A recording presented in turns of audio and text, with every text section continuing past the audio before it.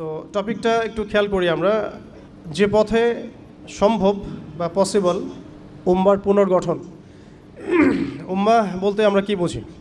আল্লাহ রাব্বুল আলামিন ইব্রাহিম আলাইহিস সালামকে একাই একজন উম্মাহ বলেছেন, কিন্তু আমরা নবী মুহাম্মদ সাল্লাল্লাহু আলাইহি ওয়াসাল্লামের উম্মাহ। তো আমাদের ক্ষেত্রে উম্মার ডেফিনেশনটা কি আসলে? আমাদের ক্ষেত্রে কি উম্মাহ বলতে একজন ব্যক্তিকে বোঝায় না একটা জাতিকে বোঝায়? আল্লাহ পাক কিন্তু কোরআনে বলেছেন, ইন্না ইব্রাহিম কানা উম্মাতান ওয়াহিদা। ইব্রাহিম আলাইহিস সালাম একাই একটা উম্মাহ ছিলেন।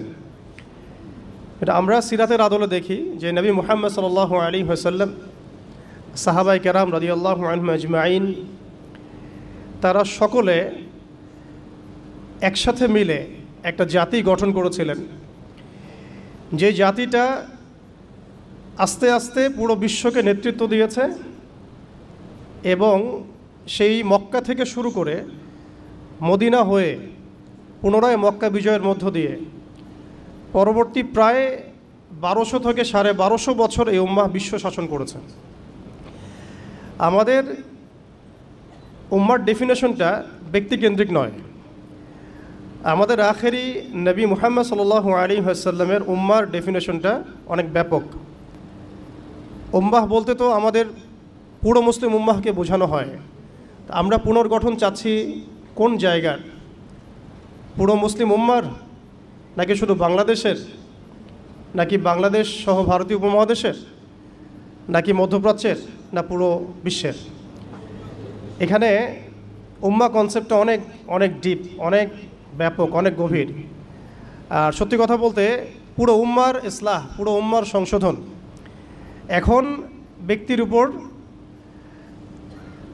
এককভাবে ফলাফলযোগ্য নয়।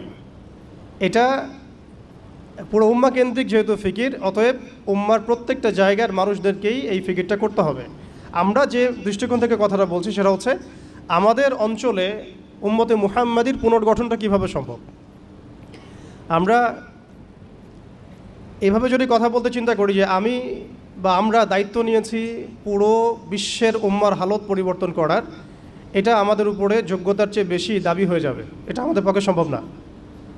এই পুরো বিশ্বের উম্মার ইসলাহ, সংশোধন, পুনরুদ্ধার, পুনর্গঠন, এটা আমাদের পক্ষে মনে হয় না সম্ভব। আমাদের পক্ষে কতটুকু সম্ভব? আমরা উম্মার যে অংশ বিলং করি সেই অংশে উম্মার পুনর্গঠন কিভাবে সম্ভব? উম্মা অনেক ব্যাপক একটা শব্দ, অনেক গভীর একটা শব্দ। উম্মার মধ্যে দুটো ভাগ আছে, একটা হচ্ছে উম্মাহ তো দাওয়া এবং উম্মা ইজাবা। দাওয়া অর্থাৎ নবী সাল্লাল্লাহু আলাইহি ওয়াসাল্লাম সবাইকে দাওয়াত দিয়েছেন। এর মধ্যে কাফের, মুশরিক, মুনাফিকরাও উম্মার অন্তর্ভুক্ত। আব্দুল্লাহ বিন উবাই এবং তার অনুসারীরা কি উম্মার অন্তর্ভুক্ত নয়? ইহুদি, নাসারা, পৌত্তলিকটা কি এই উম্মতের অন্তর্ভুক্ত কিনা? তারা দাওয়ার অন্তর্ভুক্ত, বাট ইজাবার অন্তর্ভুক্ত নয়। ইজাবা কারা? যারা মুহাম্মদ সাল্লাল্লাহু আলাইহি ওয়াসাল্লাম যে দাওয়াতটা দিয়েছেন, আমরা দরুদ পড়ব সাল্লাল্লাহু আলাইহি ওয়াসাল্লাম, সেই দাওয়াতটা যারা কবুল করেছেন তারা উম্মতে ইজাবা। এর মধ্যে আমরা পড়ছি। এখন উম্মতে ইজাবার সংখ্যা আমাদের এখানে কোটি কোটি কোটি কোটি সারা বিশ্বে। এখন এমন একটা অবস্থা আমরা এসেছি যে পুনর্গঠনের প্রশ্ন উঠছে। তাহলে আমরা একটু খেয়াল করি যে উম্মার পুনর্গঠনটার প্রশ্নটা কেন উঠছে। এক নম্বর কথা, উম্মা কি এটা তো আমরা বুঝতে পারলাম, এবং উম্মার আমরা কোন অংশ এটাও বুঝতে পারলাম। পরিপূর্ণ উম্মার ইসলাহ সংশোধন আমাদের এককভাবে একার পক্ষে সম্ভব না, এটাও বুঝলাম। তবে আমাদের আঞ্চলিকভাবে উম্মার যে অংশ, আমরা এই অংশটুকুর ইসলাহ সংশোধন, পুনর্গঠন, পুনরুজ্জীবন, এগুলো আমাদের দ্বারা সম্ভব। অ্যান্ড পরের প্রশ্ন হচ্ছে যে দ্বিতীয় শব্দটা, যে পুনর্গঠন, উম্মাকে পুনরুজ্জীবিত করা, উম্মার হারানো গৌরব ফিরিয়ে আনা, এই প্রসঙ্গটা আসছে কেন? এই প্রসঙ্গটা কেন আসছে? তার মানে আমরা নিজেরাই সংজ্ঞায়িত করে ফেলেছি যে উম্মার অবস্থা আগের মতো ভালো নাই। এটা আমরা স্বীকার করেছি এবং এটা আমরা সবাই বুঝতেও পারছি। এই কারণে আলোচনাগুলো আসছে। আলোচনাগুলো আসার প্রেক্ষাপট তৈরি হচ্ছে বা আমরা টপিকগুলো নির্ধারণ করছি যে উম্মার পুনর্গঠন প্রয়োজন, পুনরুজ্জীবন প্রয়োজন, পুনর্জাগরণ প্রয়োজন। তার মানে আমরা আগের হালতে নাই। আমরা আগের হালতে নাই, এটা মাথায় আসলে আবার এটাও মাথায় আসতে হবে আগে আমরা কোন হালতে ছিলাম। আমরা আগে কোন হালতে ছিলাম একজন ব্যক্তি রমাদান মাসে লাইলাতুল কদরে হেরা গুহায় আল্লাহ রব্বুল আলমিনকে ডাকছেন, আল্লাহ রব্বুল আলমিন তাকে আল কোরআনের মতো কিতাব প্রদান করছেন এবং তাকে সর্বশেষ এবং চূড়ান্ত নবী হিসেবে আল্লাহ পাক মনোনীত করছেন। কেন সেই ব্যক্তি হেরা গুহায় আল্লাহ রব্বুল আলমিনকে এভাবে ডাকছেন? কারণ তিনি যে সমাজে বসবাস করেন সেই সমাজটাকে আইয়ামে জাহিলিয়াত বলা হতো। সেই সমাজের মধ্যে শিরক ছিল, সুদ ছিল, রিবা, মাদক, নারীর অবমাননা, গোত্রীয় হানাহানি, এরকম জাহালাতেপূর্ণ একটা সমাজে তিনি আল্লাহ পাককে ডাকছিলেন। সে একজন ব্যক্তি থেকে আস্তে আস্তে দাওয়াত শুরু হলো এবং তিনি প্রথমে ম্যান টু ম্যান দাওয়াত দিতে লাগলেন। আবু বকর, উসমান, উমর, আলী রাদিয়াল্লাহু আনহুম আজমাইন, তাদের মধ্যে সাহাবী তৈরি হতে লাগলো। এক পর্যায়ে মক্কায় 13 বছর দাওয়াতের মধ্যে আমরা সবরের পরিচয় দিলাম, ধৈর্যের পরিচয় দিলাম, দাওয়াত অব্যাহত থাকলো, আমরা নির্যাতন নিপীড়ন সহ্য করলাম। এক পর্যায়ে আমরা হিজরত করলাম, প্রথমে আবিসিনিয়ায়, কখনো তায়েফে, এক পর্যায়ে মদিনায় গিয়ে ইসলামী রাষ্ট্র কায়েম হলো। আমরা জিহাদ এবং দাওয়াতের মধ্য দিয়ে আস্তে আস্তে মদিনাকে বেস করে বদর, উহুদ, খন্দক, মৌতা, তাবুক এইসব সিঁড়ি পেরিয়ে মক্কা বিজয় পর্যন্ত আসলাম। মক্কা বিজয় পর্যন্ত আসার পরে আমরা দেখলাম যে আইয়ামে জাহিলিয়াতের কোনো জাহালাত মক্কার মধ্যে নাই। যেই মক্কা আমরা ছেড়ে গিয়েছিলাম 23 বছরের ব্যবধানে আমরা দেখলাম সেই মক্কা আইয়ামে জাহিলিয়াত মুক্ত হলো। শুধু তাই নয়, সেখানে কোনো শিরক থাকলো না, কোনো রিবা থাকলো না, কোনো মাদক থাকলো না, কোনো নারীর অবমাননা থাকলো না, গোত্রীয় হানাহানি থাকলো না।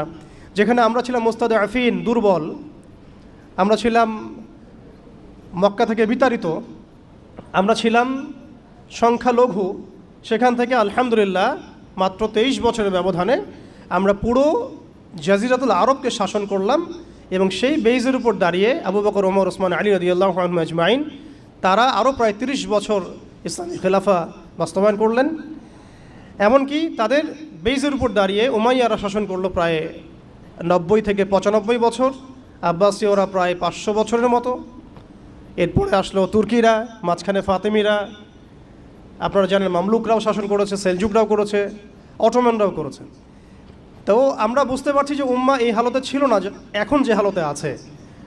এই ছোট্ট কথা থেকে আমরা বুঝতে পারলাম যে উম্মাহ একসময় বিজয়ী ছিল সব দিক থেকেই, শুধু ব্যক্তিগতভাবে নয়, আধ্যাত্মিকভাবে নয়, শুধুমাত্র তাসকিয়াগত দিক থেকে নয়, শুধুমাত্র সামাজিকভাবে নয়, বরং রাজনৈতিকভাবেও। অর্থাৎ উম্মার পুনর্গঠন, পুনর্জীবন, এই যে কথাগুলো আসে, এগুলো বেসিক্যালি আমরা রাজনৈতিক টার্মিনোলজি থেকে ডিল করছি আর কি। আমাদের উম্মার অবস্থা সবসময় এই বিশ্বকে নেতৃত্ব প্রদানকারী অবস্থায় ছিল, যেখান থেকে আমরা এখন সরে আসছি বলে আমাদেরকে এই টপিক নির্ধারণ করতে হচ্ছে যে কিভাবে আমরা এর পুনর্গঠন করব, পুনরুজ্জীবন করব। এতটুকু আমাদের কাছে ক্লিয়ার যে আমরা এক সময় বিশ্বকে শাসন করেছি, বিশ্বকে নেতৃত্ব দিয়েছি। ব্যক্তি জীবন থেকে শুরু করে রাজনৈতিক জীবন পর্যন্ত আমরা আল্লাহ রাব্বুল আলামিন এবং তার রাসূলের প্রত্যেকটা বিধান মেনে চলেছিলাম বা মানার চেষ্টা করেছিলাম। আল্লাহ পাক আমাদেরকে সম্মানিত করেছিলেন। পৃথিবীর কোনো পরাশক্তি আমাদের সামনে টিকতে পারত না, পৃথিবীর কোনো পরাশক্তি আমাদের সামনে টিকতে পারে নাই, না রোমানরা, না পার্সিয়ানরা, না এদিকের মাজুসিরা, আর না এই সাবকন্টিনেন্টের পৌত্তলিকরা, কেউই আমাদের সামনে দাঁড়াতে পারে নাই। তার মানে আমরা কয়েকটা দিক থেকে উম্মার বিজয়ে এই সময়টা পেরিয়ে এসেছি। একটা হচ্ছে আধ্যাত্মিক দিক। উম্মাহ এক সময় আধ্যাত্মিকভাবে এমন আলোকিত ছিল যে তাদের ঈমানের সামনে কোনো কুফর টিকতে পারত না। তারা পারিবারিকভাবে আলোকিত ছিল, তারা জ্ঞানতাত্ত্বিকভাবে আলোকিত ছিল, তারা তাসাউফের দিক থেকে আলোকিত ছিল, তারা অর্থনৈতিক দিক থেকে অনেক শক্তিশালী ছিল, সামরিক দিক থেকে তারা অনেক শক্তিশালী ছিল। জামায়াবদ্ধভাবে আমরা থাকতাম, কোনো বিভক্তি ছিল না। আমাদের মধ্যে আসসামু ওয়া তাআ ছিল, আমাদের মধ্যে আমির, মামুর, বায়াত এবং ইতাআত ছিল। আমাদের মধ্যে রাষ্ট্র ব্যবস্থা ছিল, খিলাফা স্টেট ছিল, শরিয়া আইন ছিল এবং শরিয়া বা ইমারা রাষ্ট্র ব্যবস্থা ছিল। এবং আস্তে আস্তে আমরা এই বেইজের উপর দাঁড়িয়ে বাইতুল মুকাদ্দাস পর্যন্ত জয় করেছিলাম। শুধু তাই নয়, আমরা বলতে পারি যে সিন্ধু, এদিকে সিন্ধু, ওইদিকের আফ্রিকা থেকে সিন্ধু পর্যন্ত, ওইদিকের পশ্চিমা সভ্যতা থেকে চায়না পর্যন্ত বলা যায় পৃথিবীর 4 ভাগের 3 ভাগ আমাদের দখলে ছিল। এই ছিল উম্মার অবস্থা।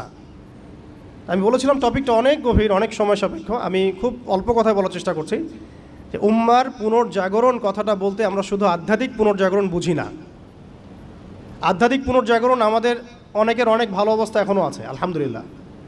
আমাদের প্রচুর মসজিদ আছে, প্রচুর মাদ্রাসা আছে, প্রচুর তুল্লাব আছেন, প্রচুর ওলামায়ে কেরাম আছেন। আমাদের বুদ্ধিজীবীর অভাব নাই, সামরিক বাহিনীর অভাব নাই, কিন্তু আমাদের ইসলামিক স্টেটেরও অভাব নাই। নামকা বাস্তে যদিও অনেক কিছুই, জনসংখ্যাও প্রচুর, সম্পদও প্রচুর, খনিজ সম্পদও প্রচুর। আমাদের মা বোনদের, পর্দানসীন মা বোনদের অভাব নাই। তাহলে আমরা কোন জায়গা থেকে পুনর্জাগরণের কথাটা বলছি? আসলে আমরা পুনর্জাগরণের কথাটা বলছি সামগ্রিক অর্থে, স্পেশালি রাজনৈতিক অর্থে। সামগ্রিকভাবে কিন্তু স্পেশালি রাজনৈতিকভাবে। এখন আসেন যে কিভাবে সম্ভব এই হারানো ঐতিহ্য গৌরব ফিরিয়ে আনা, এটাই মূল কথা। আসলে আমাদের অনেক আলোচনা, কিন্তু মূল কথা কিন্তু অল্প হবে। আসলে কিভাবে পসিবল সেই জায়গা থেকে ফিরিয়ে আসে। এখন এতক্ষণ তো বললাম আমরা কোথায় ছিলাম, এখন ওই জায়গা থেকে আমরা কোথায় আসছি এটা একটু বলি, তারপরে বুঝবো ইনশাআল্লাহ। ওই জায়গা থেকে আমরা কোথায় আসছি আসলে। এখন আমি একটু আগে বললাম যে আমাদের প্রচুর মসজিদ আছে, মাদ্রাসা আছে, সব কিছু আছে, এটা সত্য। ইসলামের স্বর্ণযুগে যতগুলো ইউনিভার্সিটি ছিল না, আমাদের ঢাকা শহরে, গাজীপুরে তার চেয়ে বেশি ইউনিভার্সিটি আছে। ইসলামের স্বর্ণযুগে আমাদের জনসংখ্যা যত ছিল না, আমাদের এখন জনসংখ্যা তার চেয়ে অনেক বেশি। আমাদের মিডিয়া, প্রযুক্তি, আমাদের অস্ত্রশস্ত্র, আমাদের রাষ্ট্র, সব কিছু অনেক বেশি। কিন্তু কোন জায়গা থেকে পিছিয়ে আসছি, আমরা কোন জায়গায় আছি, এটা ডিল করতে হবে। এবং ডিলিংসটা এক্সটার্নাল অবজারভেশন দিয়ে করলে হবে না, ইন্টারনাল অবজারভেশন দিয়ে করতে হবে। খিদির আলাইহিস সালামের মতো বাহ্যিকভাবে অনেক কিছু মনে হবে, অনেক ইসলামিক দল আছে, অনেক মুসলিমদের সংখ্যা অনেক, একটু আগে বললাম মসজিদ মাদ্রাসা সব কিছু অনেক বেশি, সবই ঠিক আছে। কিন্তু ইন্টারনালি আমাদের কিছু বিষয় দেখতে হবে। ইন্টারনালি কি নাই আমাদের মধ্যে? এক নাম্বার, ইন্টারনালি সেই রাজনৈতিক বৈশ্বিক ক্ষমতা আমাদের হাতে নাই, প্রথম কথা। এবং এটা আমাদের জন্য লজ্জার। একটা সময় ছিল যখন আমরা এগুলো সব হাসিল করেছিলাম, প্রথমে তারা আমাদের কাছ থেকে যেটা কেড়ে নিয়েছে তা হচ্ছে রাজনৈতিক ক্ষমতা। তারা আমাদের কাছ থেকে প্রথমে ব্যক্তি জীবনে ধর্মের স্বাধীনতায় হস্তক্ষেপ কেউ করেনি। কুফাররা, জায়নিস্টরা, কাফের, ফাসেক, মোশরেক, মোনাফেক, এদের যে ঐক্য জোট ছিল, তারা প্রথমে আঘাত করেছিল আমাদের খিলাফায়। তারা প্রথমে আমাদের ব্যক্তি জীবনে এসে আঘাত করেন, নামাজ পড়তে পারবা না, পর্দা করতে পারবা না, গরুর গোশত নিয়ে হাঁটতে পারবা না, দেখলেই পিঠায় মেরে ফেলবো, এই জায়গায় তারা আগে আঘাত করেনি আমাদেরকে। তারা আমাদেরকে সবার আগে আঘাত করেছে রাজনৈতিক জায়গায়। আমাদের খেলাফা কনসেপ্ট তারা ভেস্তে দিয়েছে, ভেঙে দিয়েছে, বাইতুল মুকাদ্দাসকে লিবারেট করেছে। এরপরে সেই খেলাফা কনসেপ্টটাকে দূর করে দিয়ে তারা 50 থেকে 57টার মতো ক্ষুদ্র ক্ষুদ্র রাষ্ট্রে আমাদেরকে বিভক্ত করে দিয়েছে। এরপরে শুধু তাই নয়, এটা তো গেল বিভক্তি, কাঁটাতারের বেড়ার, যেটাকে আমরা নাম দিয়েছি জাতীয়তাবাদ। তারা প্রথমে আমাদের মাদ্রাসাগুলো বন্ধ করে নাই, তারা ওয়াকফ বিল দিয়ে এইভাবে আমাদের মাদ্রাসা, আমাদের মসজিদ, ভূমিগুলোকে দখল করে নাই। তারা প্রথমে আমাদের রাজনৈতিক ক্ষমতাটাকে কেড়ে নিয়েছে, খিলাফা কনসেপ্টটাকে ডিস্ট্রয় করেছে। এরপরে 57টার মতো টুকরা টুকরা রাষ্ট্রে আমাদেরকে ভাগ করেছে। এরপরের অবস্থা আরও ডেঞ্জারাস। ওই রাষ্ট্রগুলোর মধ্যে তারা তাদের তাবেদার মোনাফেক শাসক বসাইছে। তাদের ধাপগুলো বুঝেন, কোন জায়গা থেকে আমরা কোন জায়গায় আসছি। তারপরে আমি অল্প কথা শেষ করব যে সলিউশন হতে পারে কি কি, যদিও সেগুলোর বেশিরভাগই তাত্ত্বিক, প্র্যাকটিক্যাল খুব কমই হবে। আর প্র্যাকটিক্যাল কেন কম হবে? আমাদের কারণেই হবে। কারণ আমরা অনেক কিছু বুঝি কিন্তু কাজ করতে চাই না। আমরা বুঝি অনেক কিছুই, কাজ করতে বলেন কাজের বেলা নাই, বুঝার বেলা আছে। এগুলো আমরা বুঝতে আসি 100 বছর থেকেই। কেউ বুঝেও বুঝি না, কেউ দেখেও দেখি না, শুনেও শুনি না। ওইদিকে পরে আসি, হার্ডলাইনে চলে যাব আর কি। এখন রাষ্ট্র ভাগ করার পরে আমাদেরকে জাতীয়তাবাদে বিভক্ত করা হয়েছে। এরপরে আরও মারাত্মক যে কাজটা করা হয়েছে সেটা হচ্ছে আমাদেরকে নিরস্ত্রীকরণ করা হয়েছে। আপনি আপনার রাষ্ট্রের অভ্যন্তরে নিজের ইচ্ছায় আপনি বিশ্বের মারণাস্ত্রগুলো তৈরি করতে পারবেন না। তারা আপনাকে আইন করে দিয়েছে, ব্যান করে দিয়েছে। তারা আমাদের রাষ্ট্র ব্যবস্থার মধ্যে ইউনাইটেড নেশনসের মতো মুসলিমদের ইউনাইটেড মুসলিম অর্গানাইজেশনগুলোকে দমন করেছে এবং সেগুলো গঠন করতে আমাদেরকে দেয় নাই। উল্টা তারা সেগুলো করেছে ঠিকই। এরপরে তারা আমাদের রাষ্ট্র ব্যবস্থাগুলোর মধ্যে ওই মোনাফেক শাসকদেরকে বসিয়ে জনগণকে শাসন করিয়েছে, এখনও করে যাচ্ছে, আগামীতেও হয়তো করে যাবে। আমরা সবই বুঝি, কিন্তু আমাদের চিন্তাগুলো কেন জানি মসজিদ পর্যন্ত সীমাবদ্ধ হয়ে যাচ্ছে। এরপরে যেটা হয়েছে আরও মারাত্মক, ওই রাষ্ট্রগুলোর মধ্যে তারা 5টা আমি বলি দেবতা, 5 দেবতা ঢুকিয়ে দিয়েছে। 5 দেবতা কি? আগে ছিল 4 দেবতা, লাত, উজ্জা, হবল আর মানাত। লাত, উজ্জা, হবল আর মানাত নিশ্চয়ই পড়েছেন আপনারা সিরাতের মধ্যে। এগুলো ছিল আবু জেহেল, আবু লাহাবদের দেবতা। তারা কিন্তু এই দেবতাগুলোর পূজা করত আল্লাহকে পাওয়ার জন্যই। তারা বলতো মা না'বুদুহুম ইল্লা লিয়ুকাররিবুনা ইলাল্লাহি যুলফা, আমরা শুধু এই কারণেই এই লাত, উজ্জা, হবল, মানাতের ইবাদত করি যাতে তারা আমাদেরকে আল্লাহ পর্যন্ত পৌঁছে দেয়। এখনও এই 4-5টা দেবতার আমরা পূজা করছি, বাট এগুলো ভিজুয়াল না, এগুলো হচ্ছে আদর্শিক, ফিলোসফিক্যাল। যেমন একটা হচ্ছে ডেমোক্রেসি, নিতে পারবে না অনেকই কথাটা, যে ডেমোক্রেসি একটা দেবতা হয়ে গেছে এখন, ইনভিজিবল দেবতা। এটা একটা দেবতা হয়ে গেছে, কি দাড়িওয়ালা কি টুপিওয়ালা সবাই পূজা করতেছে। সুবহানাল্লাহ, মানে অবাক হয়ে যাবেন। রিপোর্ট করছে টিভিতে, আপনারা কি চান, এই গভর্নমেন্ট কয় বছর থাক, এই গভর্নমেন্ট কয় বছর থাক, আপনি কি ইলেকশন চান, আপনি কি চান না। অডিয়েন্সের সাধারণ আম জনগণের জবাব হচ্ছে না, আমরা ইলেকশন চাই না। ইলেকশন দিয়ে কী হয়, খালি এক জালেম যে আরেক জালেম আসে, আমরা এইসব ইলেকশন চাই না। আমরা চাই ভালো কোনো সরকারি ব্যবস্থায় থেকে যাক আরও 10 বছর। মানে সবচেয়ে ভালো যে চিন্তাটা তাদের, সেটাও গণতন্ত্রের বাইরে যেতে পারে না। সরি, সবচেয়ে ভালো তাদের ইনসাফপূর্ণ যে চিন্তাটা মাথা থেকে আসে, সেইটাও এই দেবতাগুলোর বাইরে যেতে পারে না, ওই পূজার মধ্যেই চিন্তা। আমরা চাই এরকম একটা গভর্নমেন্ট আসুক, এই পদ্ধতি থাক এবং আরও 10 বছর তারা দেশ চালাক। মানে ইসলামে যে আল্লাহ প্রদত্ত একটা রাষ্ট্র ব্যবস্থা আছে, একটা ইসলামী শাসন ব্যবস্থা আছে, এই কনসেপ্টটাই নাই। নামাজ পড়ছে মাশাআল্লাহ, রোজা রাখছে, হজ উমরা সবই করছে, বাট কেন জানি পলিটিক্যালি রাষ্ট্র ব্যবস্থা ইসলামের যে রূপরেখা আছে বা ইসলামের যে একটা সুন্নাহ আছে, নবী সাল্লাল্লাহু আলাইহি ওয়াসাল্লামের যে একটা রেখে যাওয়া উসওয়াতুল হাসানা আছে, এইটাই মানুষ মানতে পারছে না বা বুঝতে পারছে না। জাযাকাল্লাহ। আপনারা অবচেতন শব্দটার সাথে পরিচিত কিনা? একটা আছে আমরা জেনে বুঝে একটা কাজ করি, একটা হচ্ছে না জেনেও করি, অবচেতন মনে। তো এটা একটা দেবতা, ডেমোক্রেসি একটা দেবতার নাম, যেটার পূজা করছে এখন মানুষ সারা ওয়ার্ল্ডে। আরেকটা হচ্ছে এইথিজম, নাস্তিকতা। আরেকটা হচ্ছে, আমি লিখছিলাম সকালবেলা, একটা শব্দ বের হয়েছে আর কি লিখতে লিখতে। একটা হচ্ছে ডেমোক্রেসি, একটা এইথিজম, একটা ন্যাশনালিজম, একটা কমিউনিজম, আর একটা হচ্ছে সেকুলারিজম। 5টা শব্দ বললাম আর কি। এখনকার এই বিশ্ব ব্যবস্থায় ইসলামী খেলাফতকে দূর করে দিয়ে, উম্মাকে বিভক্ত করে দিয়ে, মোনাফেক শাসকদেরকে বসিয়ে ইন্টারনালি প্রত্যেকটা রাষ্ট্রে এই 5টা দেবতা বসানো হয়েছে। ডেমোক্রেসি, এইথিজম, আর বললাম কি ন্যাশনালিজম, একটা কি বললাম, কমিউনিজম এবং সেকুলারিজম।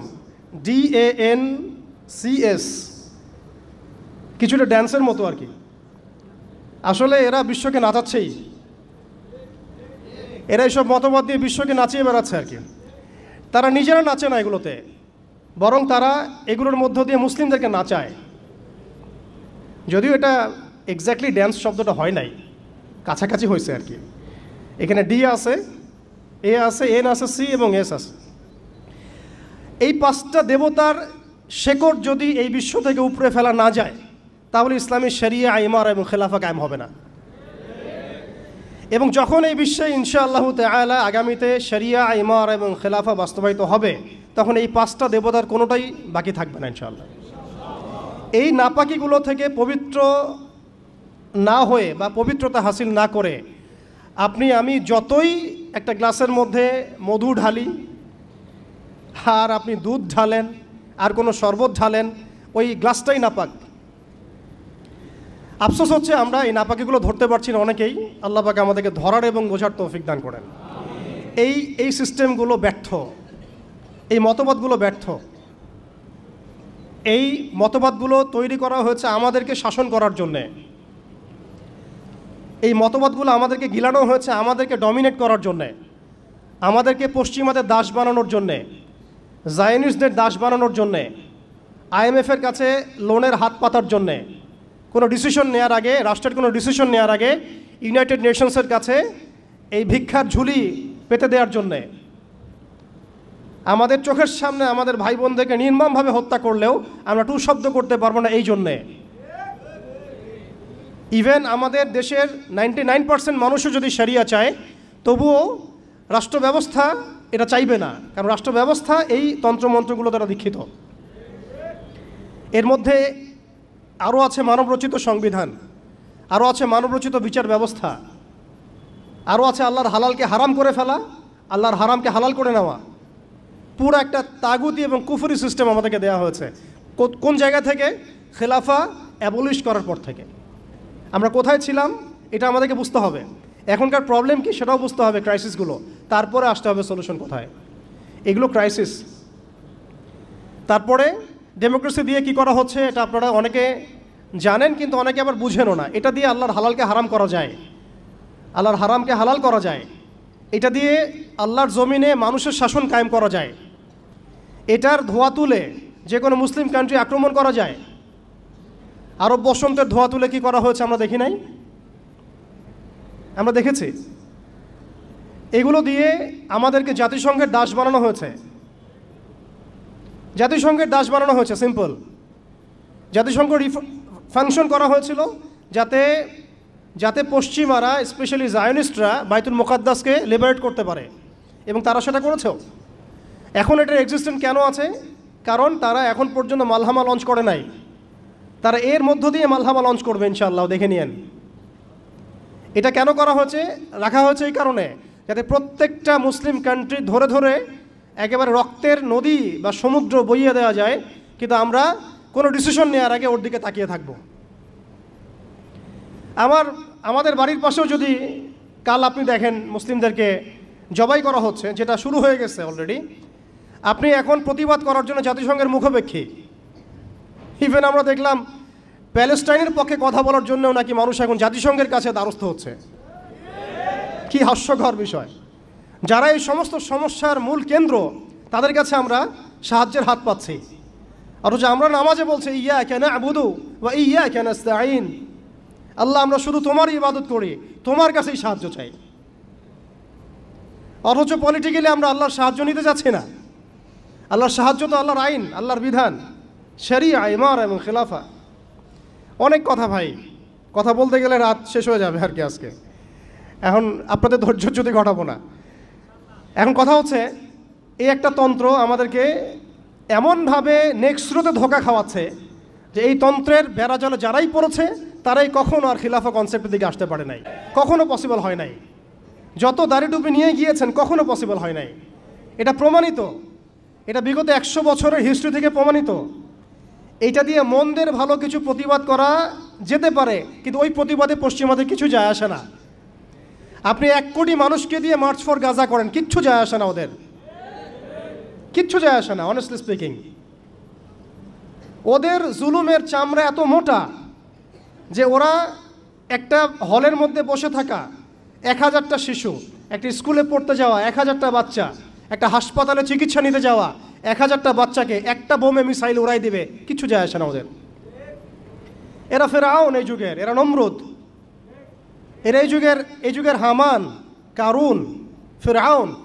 এদের প্রতি দয়া দেখানো মানে হচ্ছে আমরা মিসগাইডেড। এদের সাথে দয়া দেখানোর কোনো ভাষা থাকতে পারে না, এদের সাথে দয়া দেখানোর কোনো ভাষা আমাদের থাকতে পারে না। এদের সাথে ভাষা একটাই হতে পারে, সেটা জিহাদের ভাষা, কিতালের ভাষা। এই বিষয়গুলো স্পষ্ট করে আপনাকে গণতন্ত্র বলতে দিবে না, এই বিষয়গুলো স্পষ্ট করে আপনাকে সেকুলারিজম বলতে দিবে না, কমিউনিজম বলতে দিবে না, এথিজম বলতে দিবে না, এবং এই ডেমোক্রেসি বলতে দিবে না।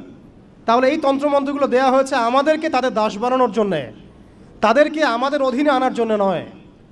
এই জিনিসটা আমরা বুঝতে অনেক সময় ভুল করেছি, এখনও ভুল করছি। আমি খালি প্রশ্ন করতে চাই যে আর কতদিন ভুল করব আমরা? আল্লাহ পাক আমাদের চোখ খুলে দেন, মনের চোখ। আল্লাহ পাক আমাদের কলবের চোখ খুলে দেন।